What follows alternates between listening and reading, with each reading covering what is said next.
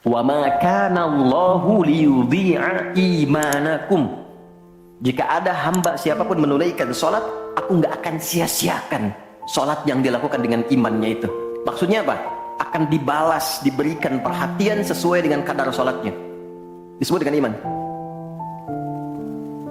Dan yang paling dahsyat, ketika seseorang sholat menghamba, kan gerakannya ruku, sujud, menghamba kan?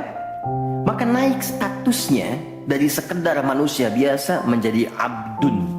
Teman-teman, ini rahasia besarnya.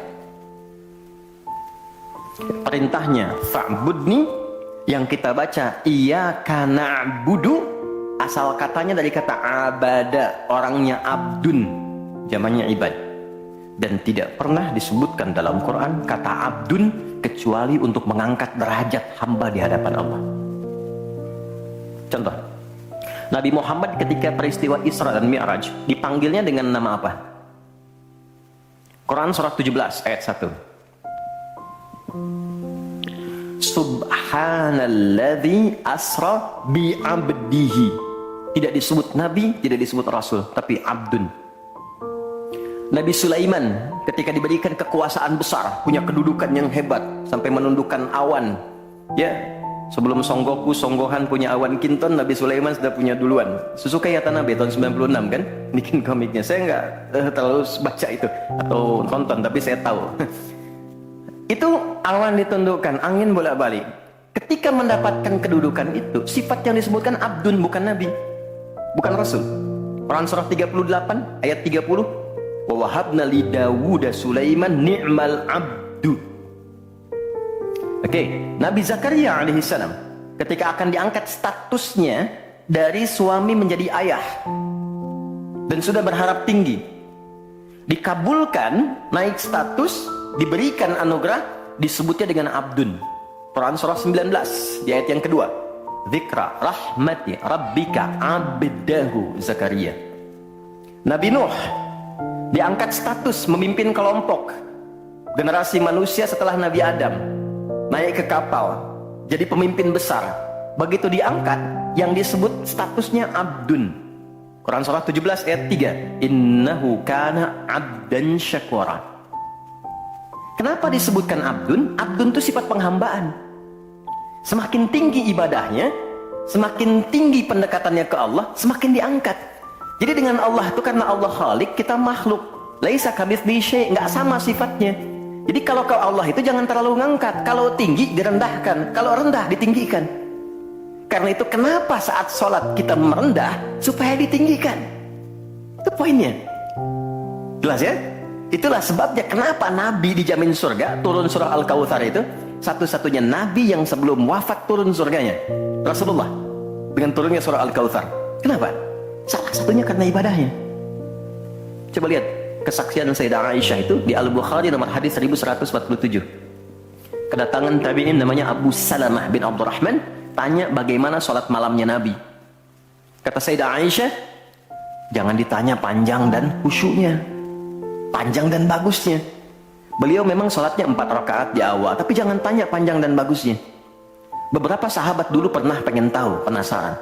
Diikuti sholat di belakang Nabi, ternyata rakaat pertamanya dikira Al-Baqarah 100 ayat akan ruku, ternyata disambungkan ke 286 ayat sampai selesai. Dikira setelah selesai akan ruku, ternyata Alif Lam Mim lagi, Ali Imran sampai selesai 200 ayat. Dikira ternyata setelah la'alakum tuflihun 200 ayat Ali Imran akan ruku, nyambung An-Nisa 176 ayat. Baru kemudian ruku setelah 5 juz 4 halaman. Ruku. Besoknya orang-orang ini nggak ikutan lagi. Nah, udah. Lain memang levelnya. Salam. Tersentuh kaki Nabi itu dengan tangan Sayyidah Aisyah. Ini menunjukkan sederhana kehidupannya. Bayangkan kan, suami sholat, istri tidur, nyentuh bagian kaki. Kira-kira tidurnya alasnya di mana tuh? Nabi besar loh, ahli surga, hebat, pemimpin besar, kehidupan demikian. Tapi kalau sedang beramal kaya, sodakoh kaya, sholat kaya, kakinya bengkak. Kata Sayyidah Aisyah, kenapa begini ya Rasulullah? Alam takun madmuna, alam takun ma'suma. Engkau kan dijamin surga, surahnya sudah turun. Engkau dijaga dari kesalahan maksum.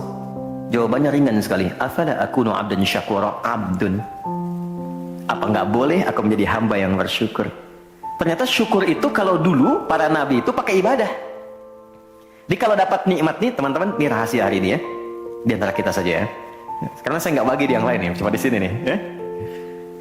Para nabi itu, kalau mereka dapat nikmat apapun, itu yang dilakukan syukur. Dan syukurnya lewat ibadah. Contoh, biasa kan suka hadir ulang tahun ya, masuk ulang tahun kesekian.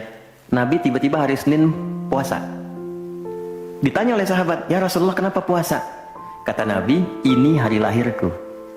Jadi mensyukuri nikmat kelahiran dari waktu yang telah berjalan, itu pakai ibadah. Begitu dapat anugerah surga, turun Al-Kautsar, malah diminta ibadah oleh Allah. Inna a'tainakal. Setelah itu apa? Fasholli li rabbika.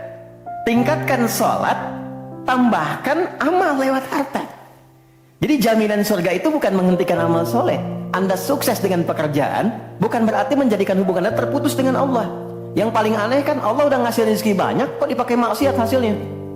Allah kasih Anda minta, Allah kasih. Tapi begitu dikasih, kenapa dipakai untuk mabuk?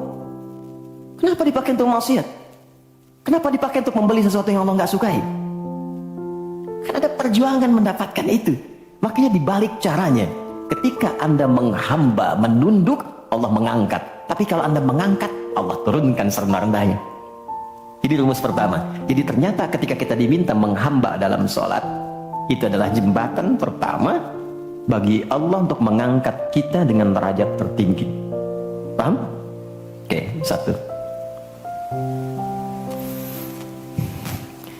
Jadi kalau ke anak-anak begini, kalau tanya, Mah kenapa sih harus sholat? Supaya kamu jadi hebat. Gitu. Kok bisa? Lihat Umar. Sebelum sholat, orang biasa. Kerjanya begini, cuman jalan-jalan, mabuk dan sebagainya. Tapi setelah sholat, dia jadi pemimpin yang sangat hebat. Dia hafal sekian bahasa. Dia dirikan sekolah-sekolah. Pemikirannya hebat, tangguh orangnya. Di mana-mana dikagumi. Itu. Kalau ada karyawan Anda bertanya, kenapa Pak harus sholat? Supaya kita makin sukses proyeknya. Makin banyak omsetnya. Coba lihat Abdurrahman bin Auf. Bukankah sebelum dia sholat dia kaya tapi biasa, malah hilang kekayaannya. Tapi setelah dia sholat dan dia praktekkan makna-makna dalam sholat, meningkat level kekayaannya sampai yang ketiga tertinggi. Dari kaya banget, kebangetan kayanya. Tuh, kapaknya terbuat dari emas kan? Abdurrahman bin Auf. Itu setelah sholat. Itu viral sekali kisahnya. Ya? Ya, jadi ini bagian pertama. Jadi ketika ada panggilan hayya 'alas shalah atau sejak Allahu Akbar, rasakan panggilan itu ingin mengangkat derajat kita. Jadi kalau panggilan sholat itu dipahami sebagai hanya tuntutan ibadah, nanti jadi beban. Allahu Akbar, si ngantuk ya Allah. Tapi ketika Anda sudah merencanakan, kan malamnya kita bikin kurikulum, kan kegiatan kita tuh nyambung. Malamnya istighfar, menyiapkan kurikulum untuk besok. Istighfar itu mengoreksi yang belum bagus apa hari sebelumnya. Katanya pengen ke surga, surganya Firdaus, tapi sholatnya masih bolong-bolong. Baca Quran belum maksimal, sedekah belum ada. Kita koreksi besok, terencanakan. Saya pengen sholat di tempat ini. Besoknya saya akan misalnya mengerjakan ini, capaiannya ini. Bikin kurikulum A sampai Z. Begitu kita bangun tidur, dipanggil. Allahu Akbar, Allahu Akbar. Yang kita siapkan itu tadi, rencana, dibawa menghadap Allah, minta kemudahan, minta perlindungan, minta pengangkatan. Makanya kenapa sholatnya disebut subuh dari kata asbah, sesuatu yang sudah siap dengan rencana. Wasubhi idza tanaffas, Quran surah 81 ayat 18. Di orang Islam itu bangun dari tidur, dia sudah punya rencana yang mau dia siapkan ke depan apa. Jadi nggak ada ceritanya ke depan bingung, jam 7 mau kerjakan apa, 9 ada di mana. Rencana itu dibawa menghadap Allah. Dalam sholatlah kita mintakan kemudahan.